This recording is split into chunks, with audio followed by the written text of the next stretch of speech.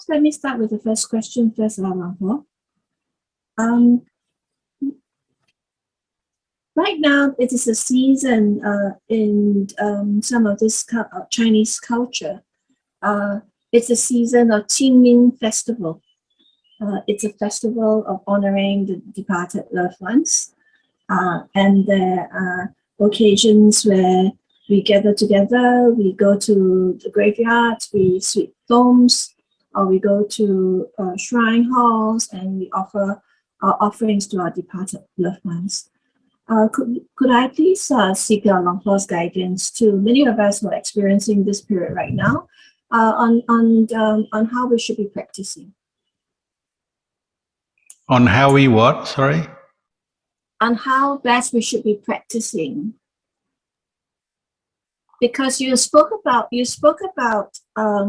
recognizing that love and attachment is as it is. It is the way of the world.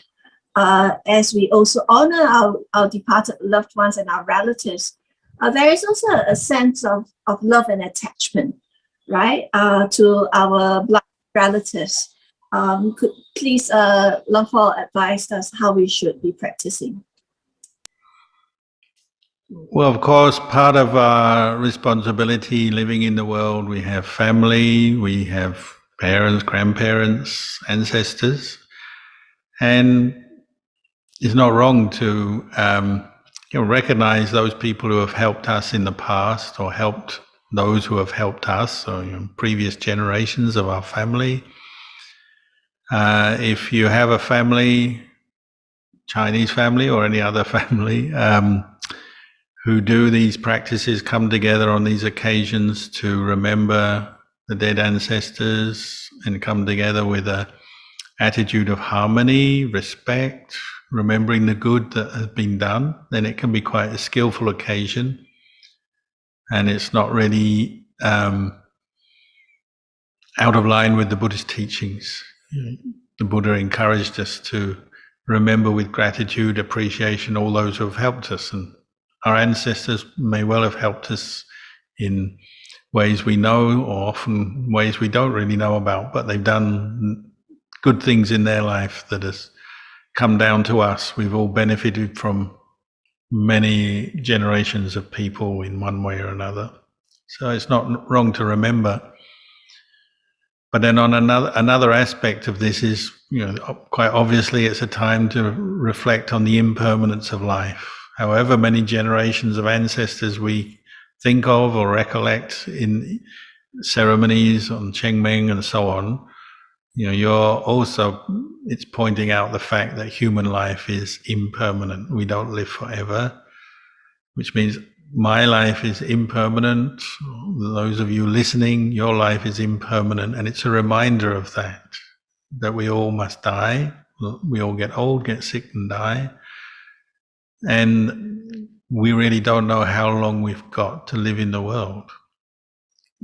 Somebody was saying earlier, they said, I'm going to be around for another 50 years and then I'll be gone. Who knows if you'll reach 50 years? It might be one day. We really don't know. People die in this world every day, hundreds of thousands of them. And we can't guarantee we've got another 50 years. If we get 50 years, that would be nice. But you don't know, do you? You don't know how long you've got. So on these occasions, it can be a stimulus for your practice. I don't know how long I've got in this world, how long this body will support me in the practice, how long I've got the opportunity to practice the Dhamma. So I better hurry up and do it now and do it quick while I have this chance. That's another reflection you take away from, if you do visit your ancestors' graves, say, you reflect on the impermanence of your own life and maybe set your mind on the good that you're going to do this very day. It can be as simple as that, can't it?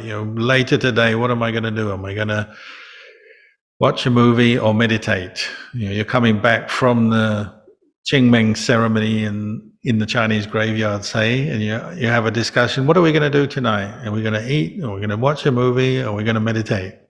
Already you've got that choice coming up on this very day. And you might say, life is impermanent. I don't know how long I've got to live.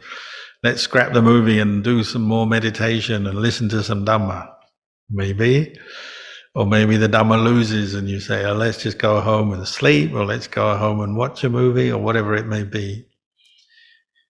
Whenever we recollect death, it should be a stimulus to use our time well, put more effort into the practice, because we just don't know how long we've got. While we have this good health and we have the opportunity to practice, use it. So that's another aspect of Qingming, isn't it? You've got your own personal reflection on the impermanence of life and the importance of doing good to raise your mind up, improve your mind through your life, which will also help you in your next life. So you've got your own personal practice, and then the social aspect is important for each other. We help sometimes do these ceremonies or go to a graveyard and have a ceremony remembering our ancestors. And it's good for some people in the family may not want to go or not know why they're going, so we can talk about it, say with younger members of the family. You can explain to them, why are we here? Oh, it's good to remember those who have helped us before. It takes many lives to build up the world and to build things in our family, in our society. So there's that aspect as well. So just try and use these occasions skillfully for your own practice and to encourage harmony and support in the community. Thank you, Long Po. Those are very wise words. So Long Po, so there is a question here with regards to this person is concerned that a deceased relative has not taken on a good rebirth, and she's seeking advice on what would be an effective way to help to assure this deceased relative attain a good rebirth. Well, you can bring that into your daily practice. If you have a particular person you know of, I'm not quite sure how you know that they haven't attained a good birth. Maybe somebody's told you, I don't know. So it depends who tells you these things. Sometimes people can say things very casually. Some mediums and people who may have a bit of knowledge of meditation, sometimes they tell you that your relative has been reborn in a bad place, and you're not quite sure whether to believe them or not. Or maybe it is somebody with great skill, particularly skill in meditation, who has some deep insights into where people are reborn. So that's one thing to consider. Don't just believe anybody and what they say. Or it may be your own feeling and you're not quite sure whether it's true or not. Your own mind is saying, I think they got a bad rebirth. Maybe you have a dream or something like that. So that's one aspect. You can't be absolutely sure what happens to somebody after they die. But if somebody has been reborn in a ghost realm and they're suffering, well, the Buddhist practice since the time of the Buddha, when say King Bimbisara had his dreams of relatives, unhappy, and the Buddha said these are pretas, people in ghost realm, waiting for merit. They're calling out for merit. So go and do some good things and share the merit, dedicate the merit to them. So we can take that as an example. And in the case of King Bimbisara's relatives stopped bothering him in his dreams, they went quiet, and the Buddha said, well, they've been reborn out of that unpleasant realm they were in. So we have this tradition of sharing or dedicating merit to the dead. And you may or may not know whether it works or not. Again, if you have some skilled teacher, someone skilled in meditation, they may be able to guide you with this. Or you've done it enough now. And sometimes you hear of those experiences where somebody's got a parent or a relative who's reborn in a preta realm, ghost realm, suffering, and then they keep making merit over and over again. And particularly with Sangha, when you practice Sanghadana and offer or dedicate that merit, it's such powerful good karma. if those Sangha members keep precepts, keep the Vinaya, ideally meditate as well, the good karma you're making, supporting them, can really help a being in a realm of suffering. And maybe after a number of years, it can get to the point where they actually are reborn out of that realm.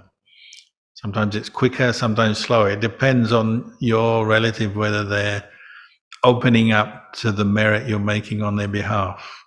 Because some people are very closed. If you're, for example, say you're in a bad mood, you're angry, and someone comes along and speaks very nicely to you, your anger may be so strong you don't recognize the kindness, and you continue with your angry mood, even though they're being very kind to you. That happens every day, doesn't it? People are being treated well, but they're in such a bad mood, they don't open up, they don't acknowledge the goodness in others at that time.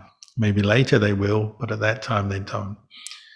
And when beings are born in a state of suffering, they're sometimes like that. They're suffering so much, you share merits with them over and over again, and they still don't receive it or open up. They're just not ready to do that.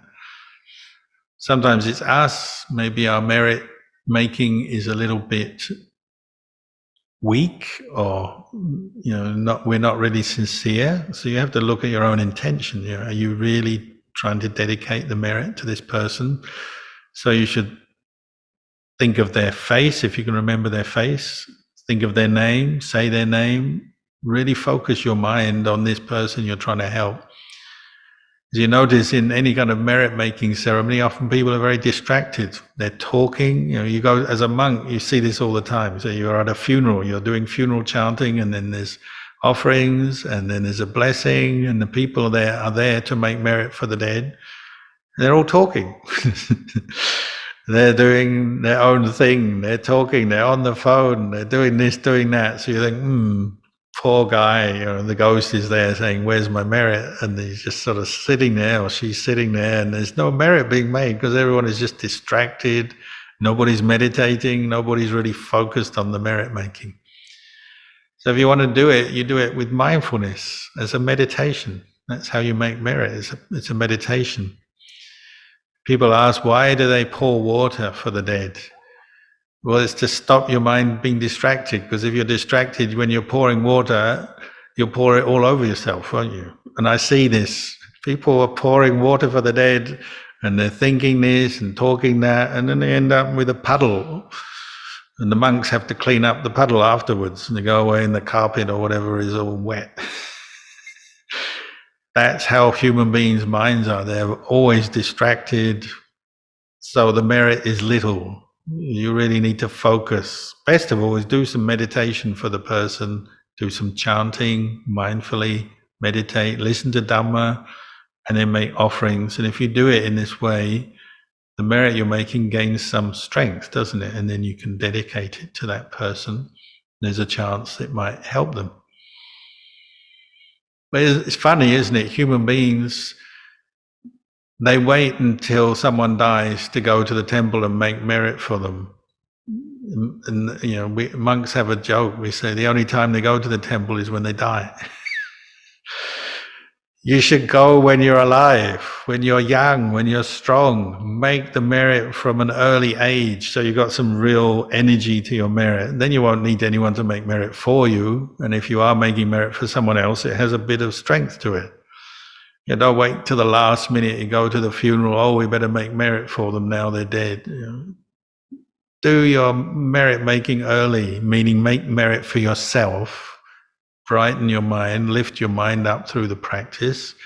Listen to the Dhamma, do your vipassana, make your offerings, keep the precepts. Then you yourself won't need anyone to make merit for you, because you'll die and you'll go to a good place already. Or if there's someone you know who's died and you want to make merit for them, you've got some strength of mind, some good qualities that can really come together to produce some good merit. And it can work. People do this, and those wise teachers from the time of the Buddha down to the present day, they say, well, merit making does work when it's done in a good way, a sincere way, with a truly good state of mind. Somebody is really trying to do it sincerely. But they also point out, many people say, I'm making merit, but their mind is all over the place and there's not much merit being made. And that happens as well. And you can imagine all these ghosts waiting for the merit, just no merit today, and they turn around and they walk away shaking their heads as if nobody was concentrating. They're there to make merit and they're just on their phones all through the ceremony. I guess we come back next year, Cheng Meng next year, see you then. Another year as a ghost waiting for merit. So try and do it with mindfulness if you are doing it.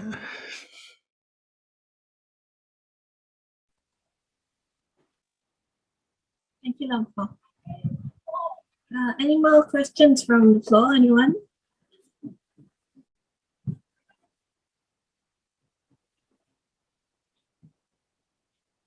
Okay.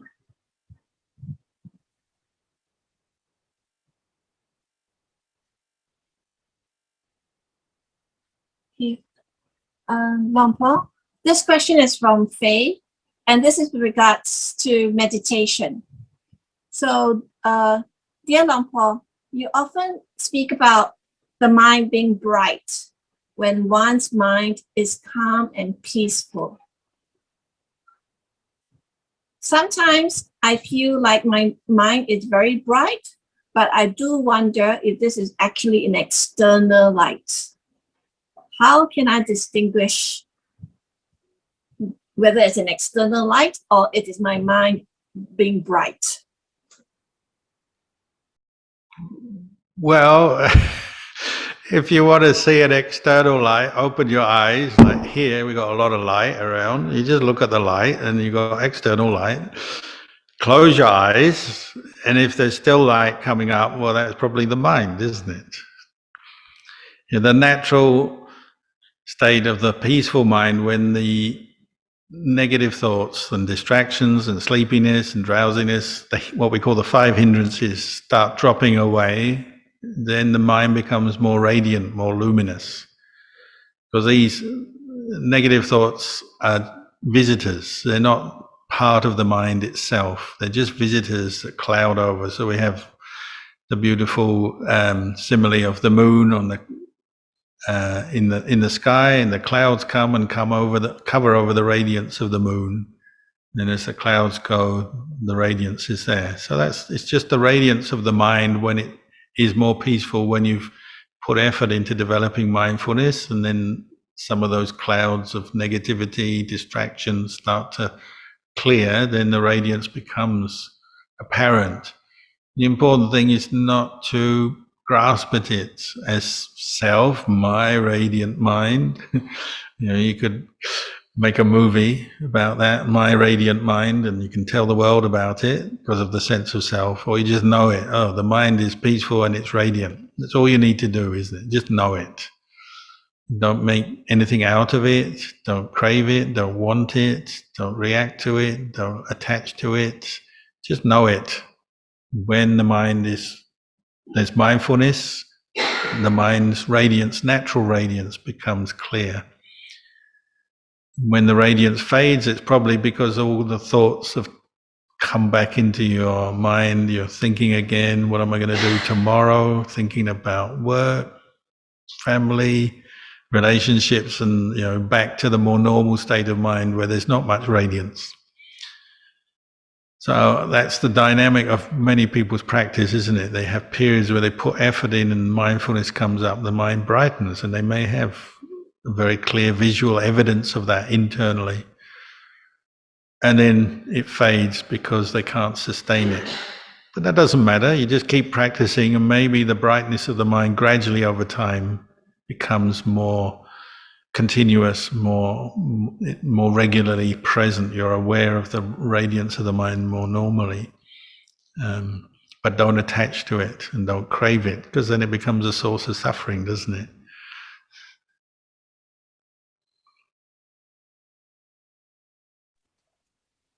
Sadhu, thank you, Lampo. The next question is this, and the question reads like that, Bhante. Bante, since we should not be attached to the 5 aggregates to progress on the path, can we do without the 5 aggregates? If we cannot, can we coexist with them as long as we realize that they are impermanent and not self? Thank you. Yeah, well, the 5 aggregates are the conventional attributes of life, aren't they? So you can't do without them. As long as you are alive, you've got 5 aggregates there. So that's okay. But like you say, you have to learn to understand them and be at peace with them. Not be battling with them, not be trying to own them, not fighting with them, not grasping and desiring them. You know, that's the problem. It's more like how we relate to the 5 aggregates is our problem. The mind takes ownership of them, and because the 5 aggregates in their nature are impermanent, unsatisfactory, not self, we have lots of suffering because of them, because of the attachment. We call them pancha upadana kanda. We attach to them. That's the mind through its habitual wrong thinking, delusion, grasps at form, the body as self, feeling as self, perceptions, thought formations, sense consciousness as self. And then we have problems. We have the ups and downs of life. We have pleasure, we attach to that and we like it. We have pain, we don't like it, we don't want it. And so the 5 khandhas are constantly pushing us around as long as we identify with them as self. Ajahn Chah used to say they're like a ball of red hot iron. You know, we're always trying to find the peace within the attachment to the khandhas, not seeing that non-attachment is the way to peace. We try to get the khandhas as best as we can, get them into the best state that we can. So looking good, we spend a lot of time on that. Feeling good, we spend a lot of time on that. Thinking good, we spend a lot of time on that. Sense consciousness that satisfies us, brings us pleasure, we spend a lot of time on that.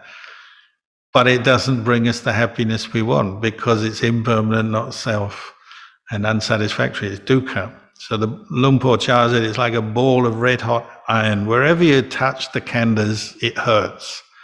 So even the pleasure of khandhas hurts in the long run because it leads to disappointment. It doesn't sustain. You know, you can't have endless pleasure. It just doesn't work. The khandhas don't support that. But the real happiness is when you let go of identifying or viewing them as self.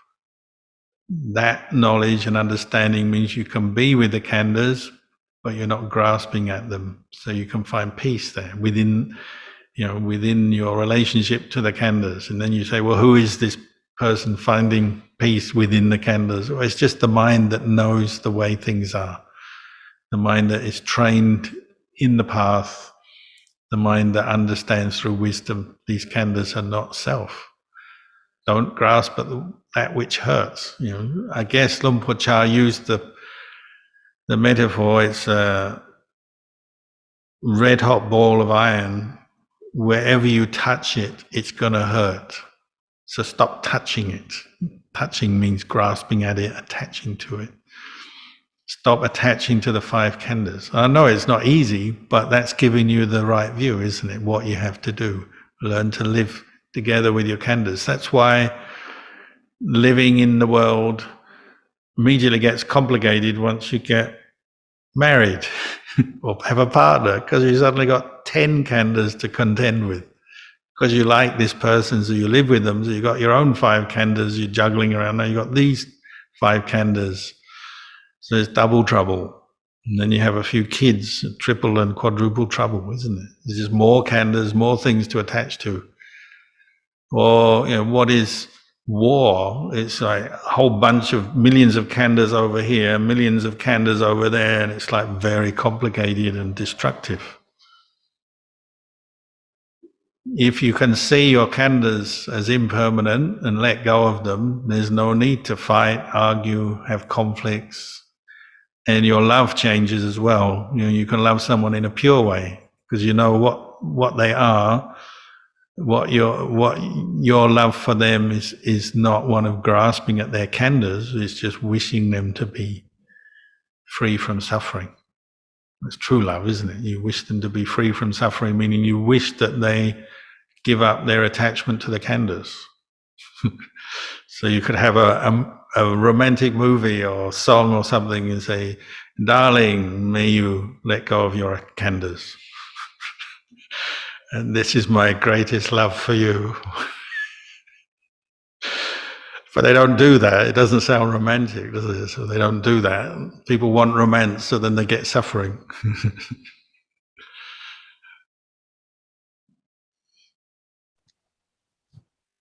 Thank you, Uncle. And might you also say that that recognition about abandonment can also be taken with the sense of anger, when you no longer feel anger being unpleasant, and that you find peace and calm when you accept the arising of the anger on a daily basis?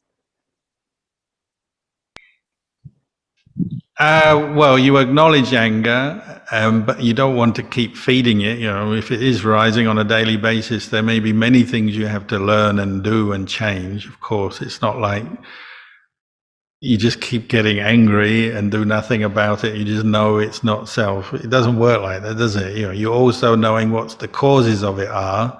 So then you may adjust so that those causes are not coming up so often. But in the moment of anger, you're knowing anger as a feeling, you're accepting it. Okay, it's here. But now you're mindful and you're acknowledging it, then you can let it subside and you don't feed it further.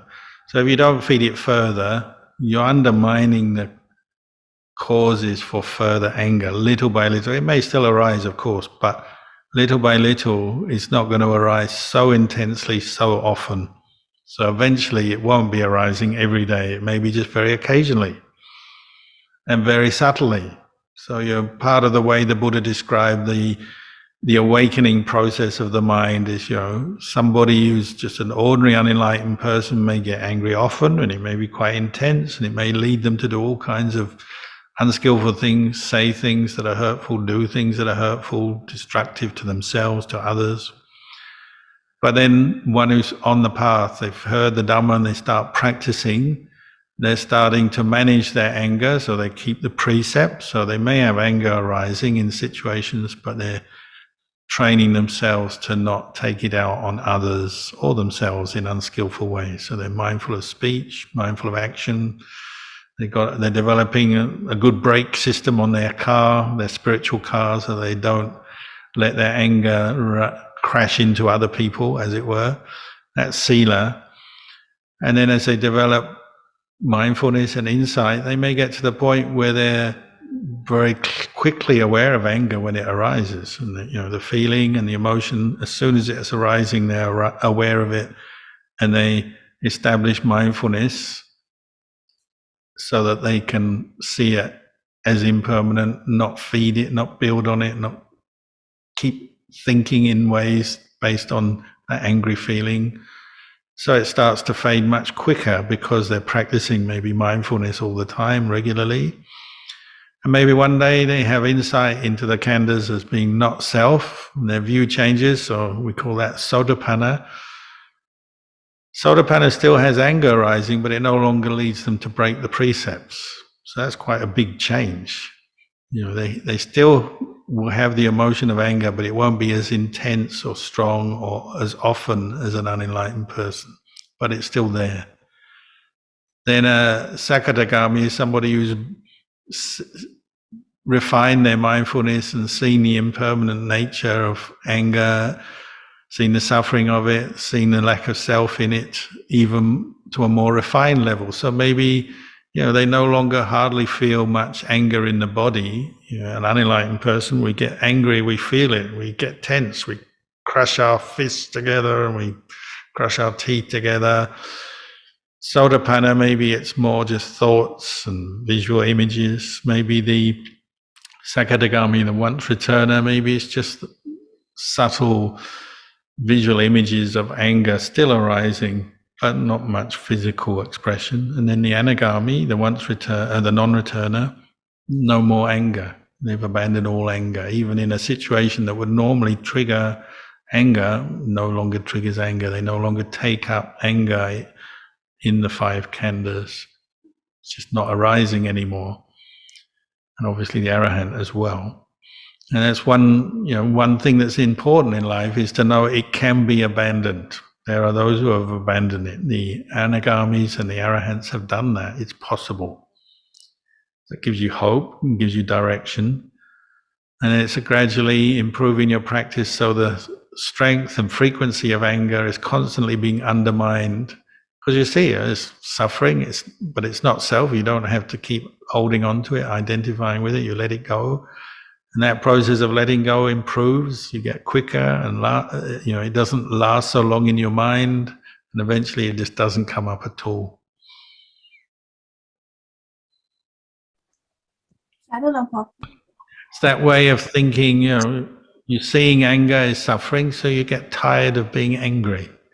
Even if someone's really provoking you, it's not that there won't be people provoking you or situations that would prompt anger no longer happen. They will, but you're tired of anger, so your mind just doesn't go there. It doesn't want it anymore. Thank you, Lampo. So one final question. And this question is from a pair of parents here in this session. So their daughter has a reasonably good job, and but the daughter does not like her job and her current lifestyle. She wants to leave the job without and go on a holiday and to live in another country. So this pair of parents here thinks it's not a good idea, and they're advising her against giving up her job and then going out to live in another country. What would Longport advise to approach this issue as parents with the daughter? It must be difficult having kids. I don't have any, because you got that love and for want of a better word, attachments, and that will bring up a lot of anxiety as they grow up, even when they're adults. I assume this child is now an adult.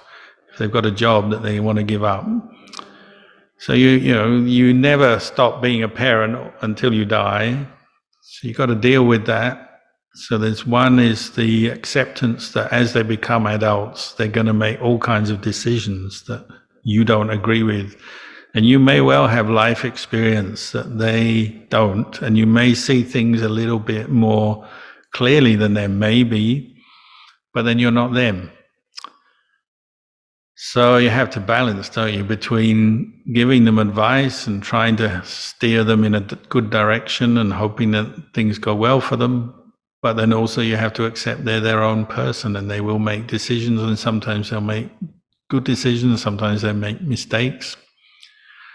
So I guess you can just give them the best advice you can and hope for the best. If you do know any wise Dhamma teachers, get them to talk to the wise Dhamma teacher would be one good thing to do.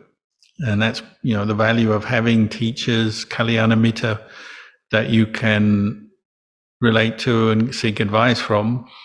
Sometimes parents have this problem giving advice to their children because they've just lived together for so long.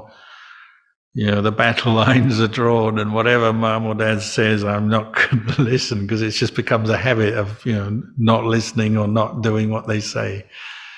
And it seems to be the same all over the world. So it's certainly not just you and your family, everyone else has this problem as well. So sometimes a wise third party can really help. And, if it's a Dhamma teacher who has sila, precepts, wisdom, understanding, often they give a very helpful guideline in these situations, a detached teaching. So, it sounds, I mean, I don't know all the details of your case, so I'm not sure I can really give you very specific advice. I mean, it sounds like you're seeing that, they should persist with the job, be patient, work with it. If it's a good job, carry on, and that may well be true.